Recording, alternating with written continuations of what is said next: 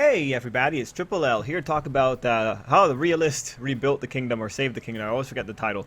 But hey everyone. Anyway, it's been a while since I've done a review. This is kind of like a mid-season review, or it's going to be like a little bit of an overview review. Because unfortunately I didn't have time to work on, or at least watch the series until yesterday. But here we are. What I will say, I'm covering episode 4, 5, 6 and 7, and as I was watching those 4 episodes, really, it reminded me why I like Realist. It's nice, I enjoy it, I like slow burns, and I especially like Realist for a lot of little things that it was doing.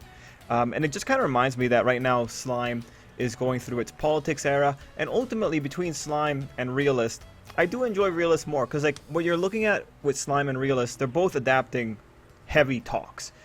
And Realist, when it comes to this, is just better than Slime at it, because Slime is not a political series. Realist is a political series.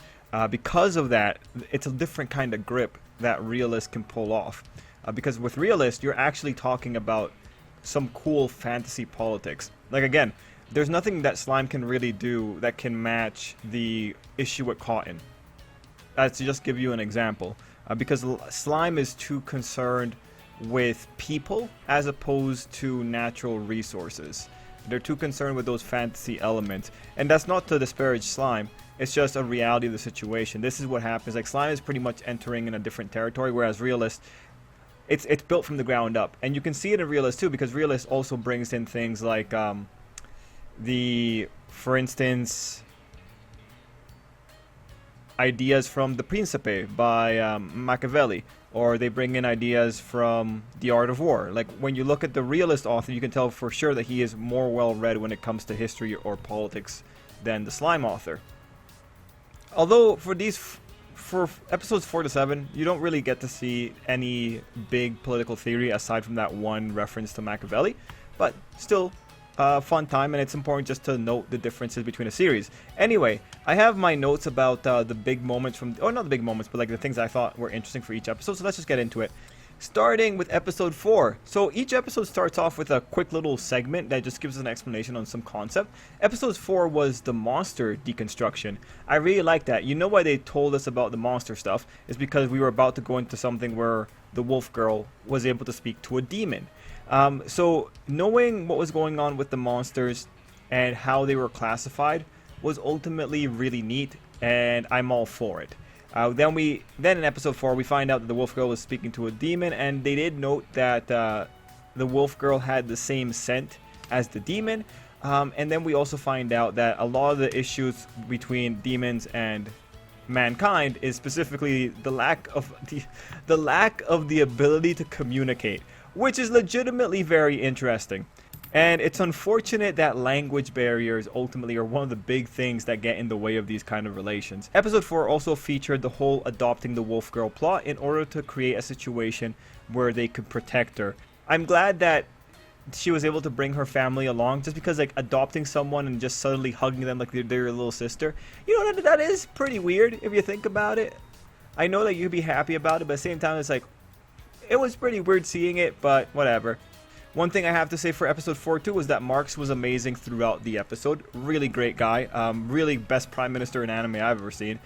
In this episode we also found out about the hero sack. So the hero sack was just an item that ultimately allowed Poncho to bring in the food. It was pretty cool to use item space type equipment and just bring it up. Like so many other isekai have some kind of heroic bag. So it's cool to see it being used here to bring in food. Now, episode 4 was also about the food program, where everyone goes in and shows us all these different ways to eat food that you never really thought you could eat before. I think it was really cool, but occasionally there would be something odd in the episodes. And for episode 4, what I found odd was that a coastal town never tried to eat octopus. And my perspective on it is just, being poor has a really interesting way of loosening your taste. Like Aisha even said in the episode, they don't have that many things in the forest, so we just eat everything. That desperation is there.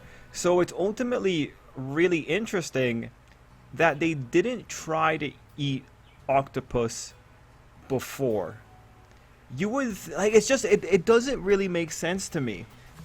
But, you know what? At the same time, I don't know how cuisines develop in the medieval era. Like I lived on an island. I'm trying to think, like, does no one on the island eat octopus? Like, to give you the information, the Caribbean, it's occasionally invaded by invasive species, usually released by collectors, and those invasive species, they run amok, and then like within a year or two, the restaurants on the islands are already offering dishes based on the invasive species. Like, it doesn't take that long for someone to learn how to cook something. Mind you, we're talking about developed world, and we don't really know, because like if you go back and you look at some parts in history, we do know that things like religion could sometimes prevent or would sometimes advise to not eat a particular food. But at the same time, when it comes to religious constraints, the religious constraints, you could say that they also came about because the food preparation methods were not adequate enough at the time, and so the cautionary tale was passed on through religious doctrine, right? Like, I believe like there's one religion. Is it Judaism that you can't eat hoofed animals or something? Or like, okay, apologies, not Jewish. But again, with dietary restrictions, you could always track back to some kind of, this was actually probably pretty bad for you to eat. It's usually stuff like that. So when it comes back to this, I think in terms of just making that seem more reasonable, I think I might have nixed the scene with people at a port town not knowing that or not attempting to eat octopus. It's just because if you apply the same level of logic that Aisha showed off in the episode with eating anything you can find, someone would have tried to eat octopus, and they would have figured out that, hey, like, actually we can eat this. Yeah, like, I would have removed that scene just to keep confusion to a minimum. But the scene also tells us, okay, like, the port towns will now be eating octopus. It's just, I wonder about the logical ramifications. But again, this is one of those times that I wish I knew about domestic trade and cuisine in ancient era Earth. Oh, damn it. Anyway, after that, I have a note. We have the salt scene where Soma was dumping salt in. It just looked very funny. I had to include it. We also found out the Mystic Wolves have their own products, and that's how we find out about miso and soy sauce, I believe. And then I have a note saying characters always make a big deal about food. Right, this is in regards to Soma crying when he finally gets to have miso from his homeland. And my note here is going to be more about, personally, I don't have that reaction with food. I feel like maybe I'm lacking a heart, but I've been away from home for a very long time. I don't necessarily crave food from there. I think if you were to, like, would I cry for food? I think I'm more likely to cry for eating Wendy's after a month. Actually, no, because I've done that before. Yeah, I don't know. It's different. It's really different. I don't know if I'm in a good place where I'm getting some kind of food, I don't know if I would cry about food, but I'm not going to complain about this. This is more about me. I just wanted to say that I don't have that connection to food that other people do. Like, I know some people cry when they have, like, really good food or food that brings up memories, because, you know, food is linked to memories and all that. It's just not there for me. I kind of feel like I'm missing a really vital part of life that I don't have that connection to food. It's alright. Anyway, yeah, like, I don't know. If I got teleported to another world and I get to have, I don't know, KFC, I don't think I'm gonna cry all of a sudden and get reminiscent about KFC in this world. But again, you know, different strokes for different folks. I think I'd be too excited about being in another world, in all honesty, unless it's like a really crappy world, in which case, get me out of there, KFC. Episode 5 now. So episode 5 started off with the idea of eating a slime in this world called Jellin. Whatever. So what I liked here was specifically the slime killing techniques to be able to eat slime, and I like that it turned into noodles. I think that's really creative. So one thing, again, I do like the way Realist deconstructs some things and, like, you know, fleshes it out a little bit more. And I'm happy to see slime preparation. Now, one thing I will say is that I did find it weird that Soma was being so apprehensive about eating the slime, but I really appreciated it that he pointed it out himself, because that makes it feel more rational. So I really like that. That was a really good move, because if he hadn't pointed out that he made the other girls eat food that they weren't comfortable with, 100%, that would have been a criticism, but that elevates it to just irrationality, and it's part of the character. Really appreciated that. Anyway, after that, we have the program being a success, and people want more programs to know what they can eat. It's a brand new world of cuisine out there, and Poncho is now the hero of this kingdom. We then have Marx leaving as a prime minister, which again, he's such a cool guy, but we have him staying on just to be kind of a consultant for Soma. I really like this overall. Marx was a really cool character. I'd like to see him more. Then we go into taking a break that was brought on by Hakuya. So in general, the philosophy on taking the break, that being that it makes it easier for other people to take the break, I think that was pretty fair. I have no real complaints about it. I think the way that it was presented was solid, and yeah, I can imagine it would be really hard if, when you're in the worst situation of all time, you as a lesser worker don't feel you can actually take a break because your king is killing himself to get this thing sorted. So I get it. Oh, you know what? I think there's a phrase for this, but regardless, I think that was pretty robust rhetoric. And that leads us into the Lycia date in general, the date segment along with Aisha. Overall, I think Lycia and Soma have been depicted quite well in the anime, and I've enjoyed their interactions. They're not like the most flirty couple in the world, but they have a lot of really nice somber moments, which I can't help but appreciate. Now, throughout this though, there were some jokes made at Aisha's expense, and I won't lie, some of them felt a little mean. Like, I don't understand what he meant by letdown elf. I don't think Aisha's a letdown, or a letdown dark elf. I think she's been quite lovely. Just felt kind of mean-spirited, but I might have missed something.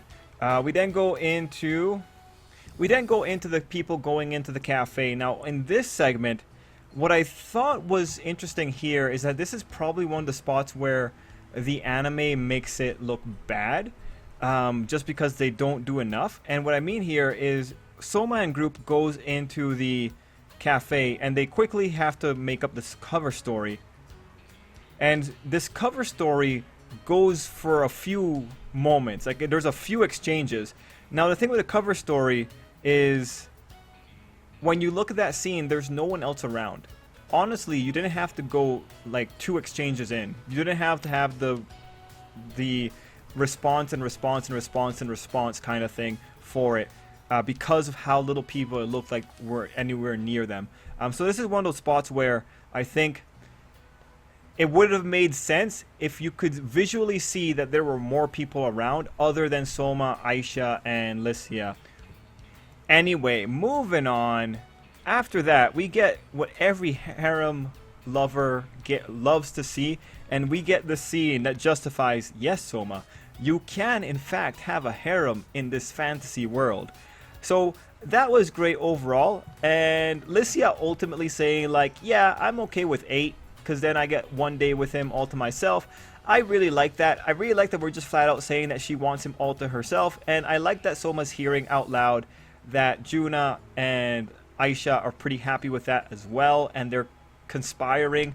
Overall, you know, this is a staple. There always needs to be this moment. Now, what I do appreciate is that Soma doesn't shy away from this, and we do get to see his little fantasy segment where he imagines not only Lycia, not only Juna, but also Aisha in that little harem.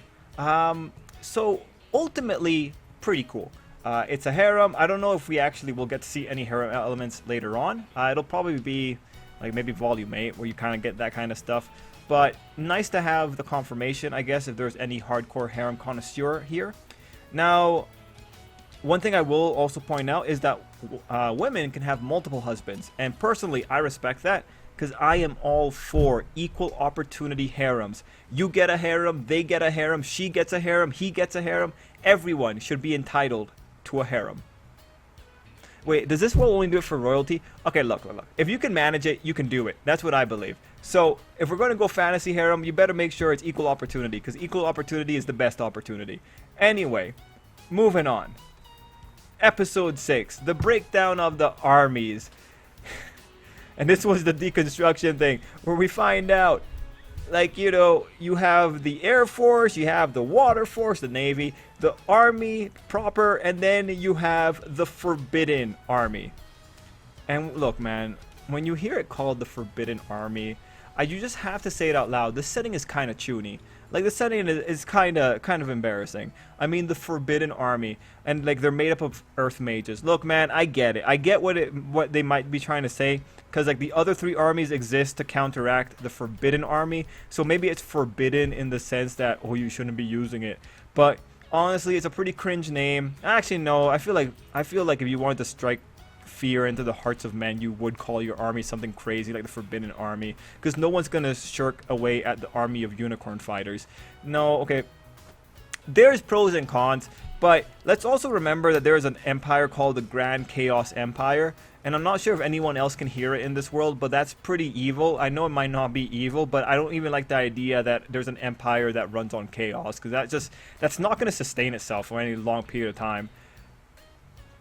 Anyway, names. Moving on, we have the reference to Machiavelli's The Prince or Principe. I've tried reading this book too, and I really wish I could appreciate political discussion more. I am not at that level right now, but I'm getting there. I'm much more well versed with the art of war, but Machiavelli's The Prince, like, I have it, and it's just it takes time. It takes time for me to even read one passage, man. It's just a lot. That said, Machiavelli's The Prince, that book has some unfair interpretations of it, because it's a nuanced book with what it's professing. So I'm actually really interested to see. I know about the discussions regarding the book, so I'm interested to see whether or not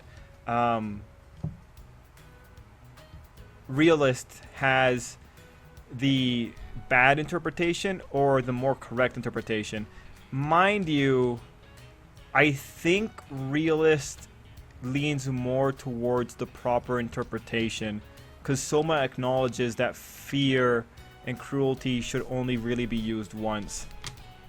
Anyway, ultimately, I like the breakdown on the Dukes and why they exist. I like the whole counter mechanism.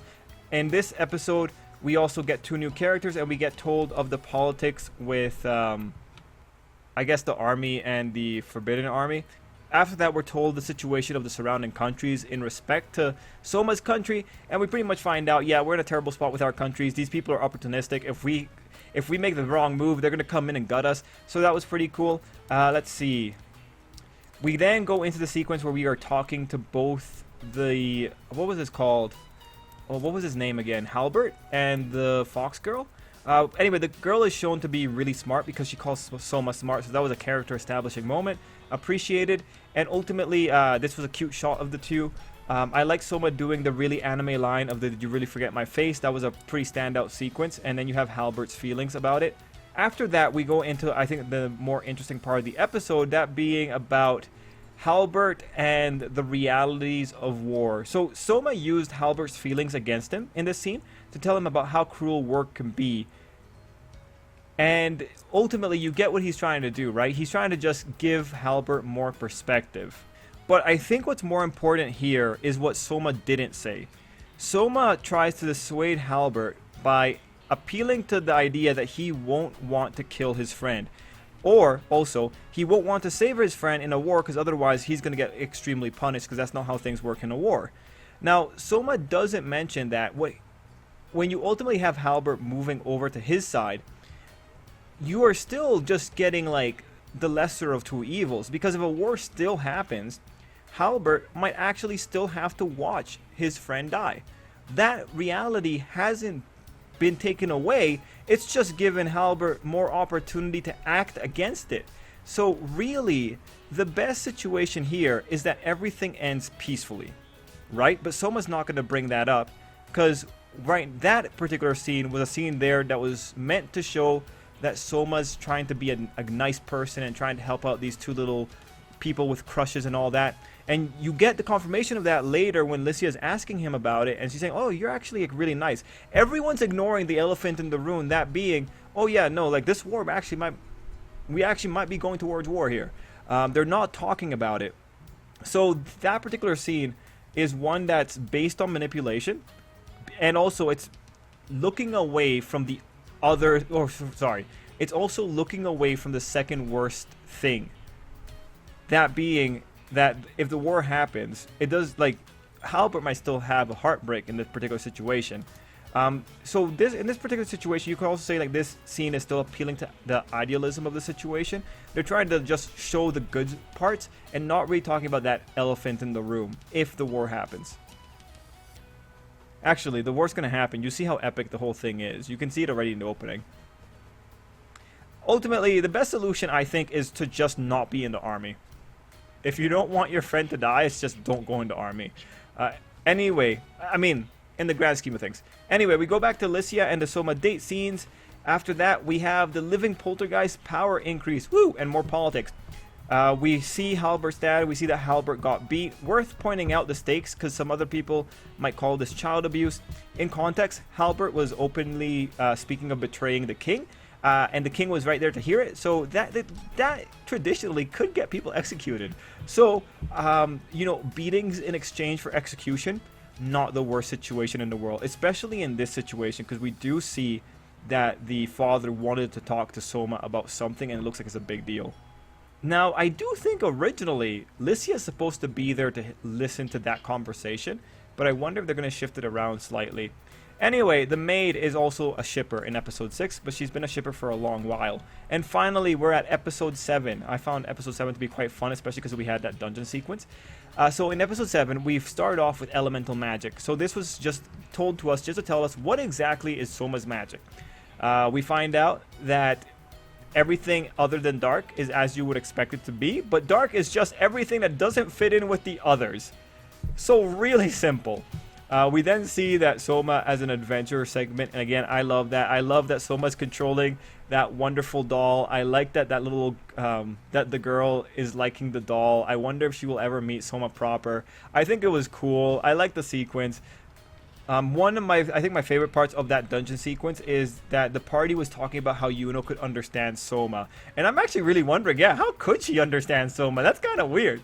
And what? Do I have anything else here? I think someone mentioned that it might be the power of love. I mean, yeah, sure. And so ultimately, good to know that Soma was having fun. Now, this episode focused more on building a new city and the explanation of why roads are important for a developing nation. Ultimately, I liked it. I like the idea of just with increasing the rate at which people can get food, it will ultimately bring down prices because it will create a surplus by the virtues of getting food to people before it spoils. So I enjoyed that fully. This episode also covers Soma potentially overworking himself, especially with the way that he's using his poltergeist, and it also featured Soma being very nice to everyone that was helping him.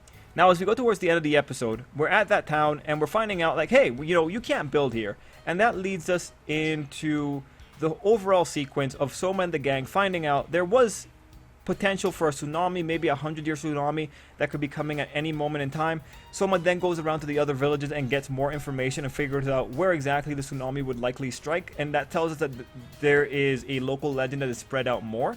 Now, here I have another issue with the execution, just because you have a situation where the information is spread out over many other towns. And so when you have that many people talking about it, it doesn't feel like this should be something that only one person is bringing up in the one village that they live at. It just feels like there should have been more. I kind of wish we could have seen, instead of just one guy representing the idea of legends being passed down and them being cautionary, I wish we could have seen a little bit more of it, because it's a different kind of effect when you have one guy saying it, but as opposed to you have like a lot of people saying it, because it turns the one guy from being like this just random crazy weirdo to like, okay, there's a story here, because like there's 20 people all coming up, and mind you, that's what the episode does. But I think I would have liked seeing actually the talk process. Being told that he talked to other people is quite all right, but that leads me into the other little thing. It was a little bit odd to me that the villagers that they talk to call it a shaking of the earth that occurs before the wrath of the water god comes in. But then you have Hakuya calling it an earthquake. And what threw me off there is seeing the difference in the common tongue in a country versus someone like Hakuya who's very smart. And my ultimate thing was like, I'm not sure. Calling something the shaking of the ground and then having Hakuya come in, oh, you mean an earthquake? I'm not sure about the information transfer. I feel like earthquake is such a simple term, and I feel like this isn't a situation where you're meeting natives, or this isn't a situation where you're meeting a lower society. These are people that are within your country. Mind you, I'm sure literacy rates are bad and all that.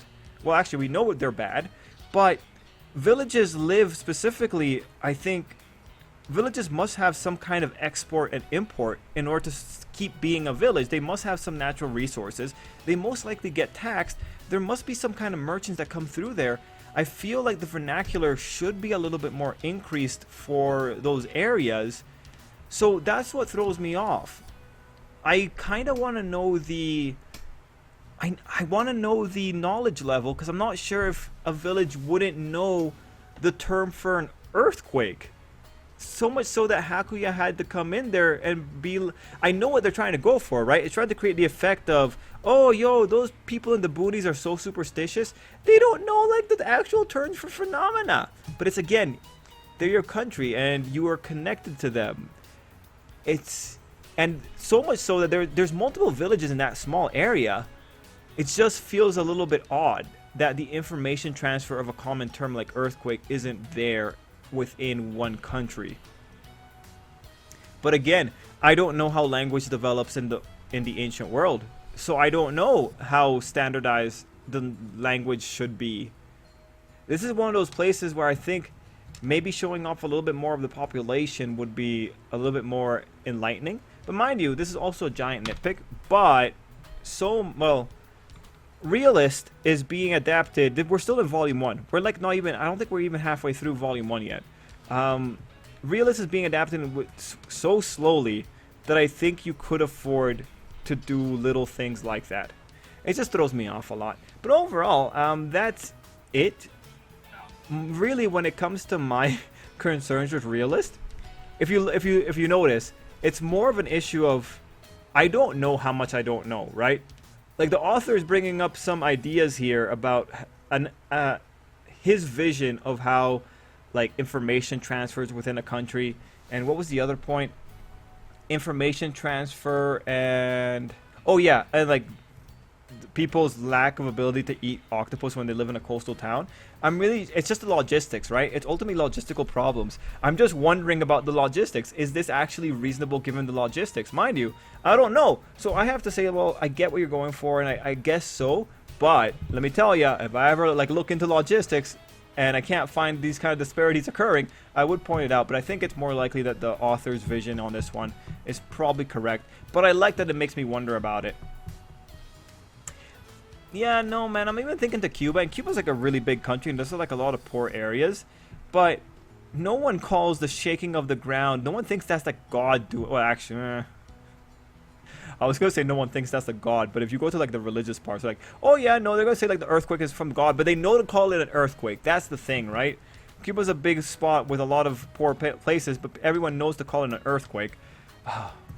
Little things. But yeah, guys, that's my thoughts for Realist. Overall, I'm having fun with it. I still enjoy Realist. It's nice and chill. I understand what they're talking about. I feel like a lot of things that they're saying is plausible in terms of like the logistics. So that's cool for me. Guys, let me know what you thought down below. This was a longer review, but we covered 4 episodes. Let me know what you thought. And until next time, I hope you have an absolutely great day.